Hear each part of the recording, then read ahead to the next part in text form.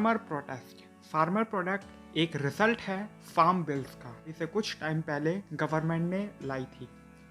Farm bill pay हमने बात की थी पहले भी। इस वीडियो में लिंक डिस्क्रिप्शन में है, अगर आप चाहें तो उसे देख सकते हैं पहले, क्योंकि हम शुरू से बात नहीं करेंगे। एट प्रेजेंट में क्या कंडीशन चल रही है हम उस पर बात करते हैं। मीटिंग्स पे मीटिंग्स होती जा रही है, कई सारी मीटिंग्स हो रही है जिन्हें अब फार्मर यूनियंस ने ये डिसाइड किया कि वो सारी मीटिंग्स को बॉयकॉट करेंगे।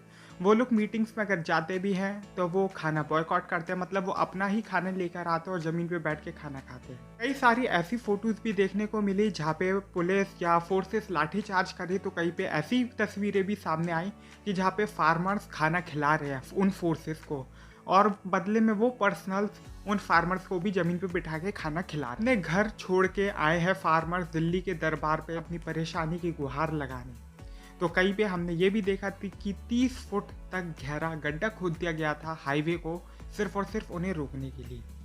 खैर, ये फार्मर्स पूरी तैयारी के साथ आया। इन्होंने कहा है कि भारत बंद आप चाहे कितना अनसक्सेसफुल कर लो, हम वापस लौट के जाने वाले नहीं। ये प्रोटेस्ट धीरे धीरे करके बहुत बड़ा होता जा रहा है, क्योंकि इसमें कई सारे सेलिब्रिटीज़ के साथ साथ कई सारे इंटरनेशनल जो बड़े बड़े फिगर्स हैं उनका भी अटेंशन मिल रही है इन लोगों को। वो लोग भी इंडियन फार्मर्स के सपोर्ट में आए हैं। फिर क्या अगर हम बात करें तो ये जो प्रोटेस्ट हो रहा है वो सिर्फ और सिर्फ 3 बातों के लिए हो रहा है। पहला जो है वो farmer produce trade and commerce promotion and facilitation act, दूसरा है farmers empowerment and protection agreement and price assurance farm and services act, और तीसरा एसेंशियल कमोडिटीज अमेंडमेंट एक्ट। जब नई और प्राइवेट मंडीज आएंगी तो पुरानी मंडीज का क्या होगा? गवर्नमेंट का कहना है कि प्राइवेट मंडी एपीएमसी मंडी दोनों ही रहेंगी, लेकिन ये हम सभी जानते हैं कि गवर्नमेंट अगर कोई चीज़ नई ला रही है तो मतलब वो पुरानी चीज़ को हटाना चाह रही है।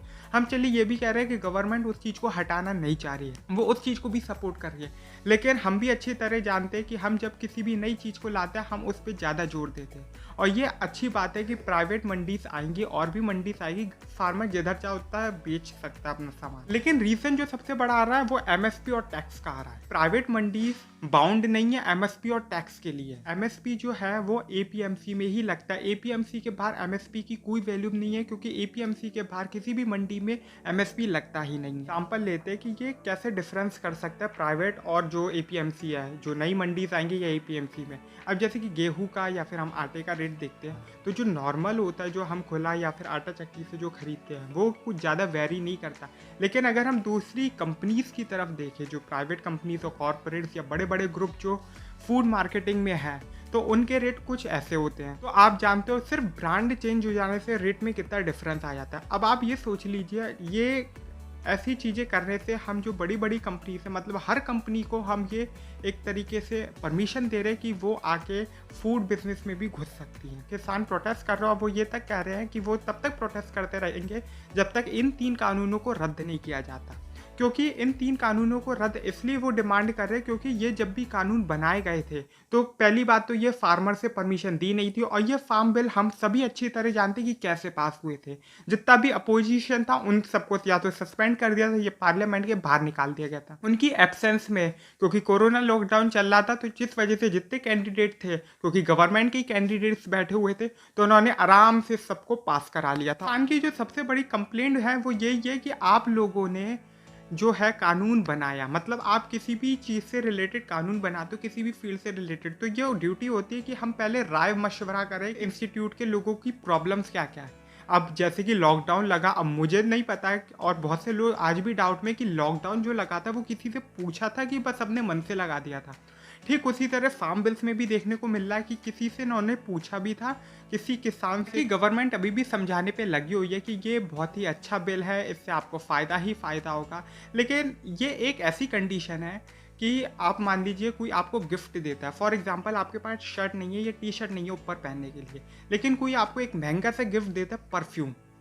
अब ठीक है, अच्छी बात है कोई आपको परफ्यूम दे रहा है, लेकिन अगर मान लीजिए कोई आपसे पूछता है आपको क्या चाहिए, हम आपके लिए परफ्यूम लाए, आप कहते हो मुझे शर्ट या टी शर्ट दे दो, मेरे पास ऊपर पहनने के लिए कुछ भी नहीं है।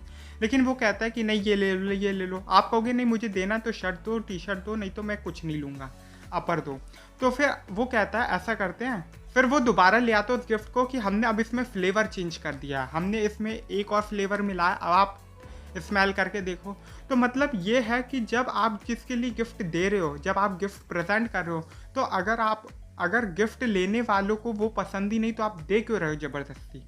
ये एक सबसे बड़ी प्रॉब्लम है जो किसान कह रहे हैं कि जब हमें चाहिए ही नहीं ये बिल तो आप जबरदस्ती हम पे थोप क्यों रहे हो। अब जो सबसे बड़ी घूम फिर के जो कहानी चल रही है वो एमएसपी से रिलेटेड चल रही है। एमएसपी ही सबसे बड़ा रीज़न है क्योंकि पंजाब और हरियाणा रीजन के जितने भी फार्मर्स हैं वो सबसे ज़्यादा उनकी एवरेज इनकम क्यों ज़्यादा रहती है पूरे देश से, क्योंकि जो पंजाब और हरियाणा किसान है वो सबसे ज़्यादा जो है वो पैडी, राइस या फिर हम कहें वीट, गेहूँ, सारी फसलें जिन पे एमएसपी लगता है। लेकिन गवर्नमेंट एंड में आके सिर्फ 2 फसलों पे एमएसपी निर्धारित करती है या एमएसपी की अटेंशन सिर्फ 2 फसलों के देती है, वीट जिसकी हम रोटी खाते हैं और चावल। और यही रीज़न है कि हमारे चावल और गेहूं कई बार इतना हो जाता है कि वो रखा रखा सड़ जाता है। हाल ही में हमने चाइना को भी एक्सपोर्ट किया था चावल। होता है कि क्योंकि किसान कोई बेवकूफ़ नहीं है, किसान जो है वो हर तरीके की फसल उगा सकता है, लेकिन वो गेहूं और चावल को महत्व इसलिए देता है क्योंकि लोग खरीदते हैं, एमएसपी उसे उसी चीज़ पे मिलता है।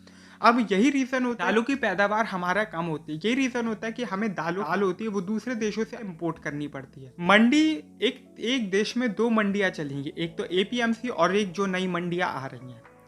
किसान की ये जो डिमांड है वो ये है कि क्योंकि नई मंडी में ये साफ साफ मेंशन किया गया कि अगर स्टेट गवर्नमेंट चाहे तो वो उन्हें रेगुलेट कर सकती है, उन पर टैक्स इम्पोज कर सकती है या कोई चीज़ कर सकती है, लेकिन इसमें मेंशन है अगर वो चाहे तो। पीएमसी में जैसे एमएसपी एक इम्पॉर्टेंट पॉइंट रहता है, उसी तरह उनका ये राइट है कि जो एमएसपी है वो हर किसान के लिए एक राइट बन जाए हर मंडी में, क्योंकि ये हम सब अच्छी तरह जानते हैं क्योंकि गवर्नमेंट अगर नई मंडी ला रही है तो पुरानी मंडियों का क्या हाल होगा। 14 दिसंबर को जो किसान हैं, जितने भी किसान यूनियंस हैं, उन सब ने फिर से भारत बंद का ऐलान किया। अब देखना ये है कि वो कितना सक्सेसफुल होगा। उसी के साथ साथ बॉयकॉट अंबानी और अडानी का भी कहा। उन्होंने कहा है कि ये जो हो रहा है, जो भी नए नए कानून आते हैं, ये सिर्फ इन बड़े बड़े कॉरपोरेट्स के इशारों पर नाचती है सरकार।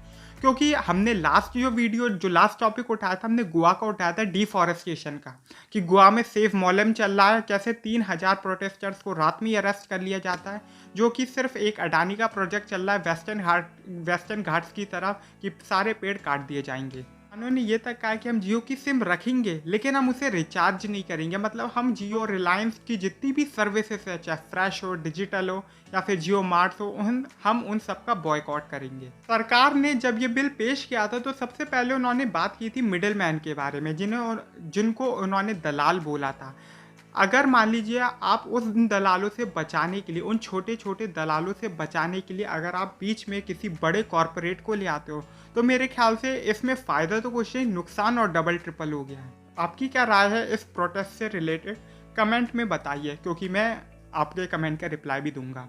तो इस वीडियो को लाइक कीजिए, शेयर कीजिए, सब्सक्राइब कर दीजिए मेरे चैनल को, और फिर मिलेंगे एक नई वीडियो नए टॉपिक में। और सॉरी यार, काफ़ी टाइम लग गया एक नए वीडियो को दोबारा आने में।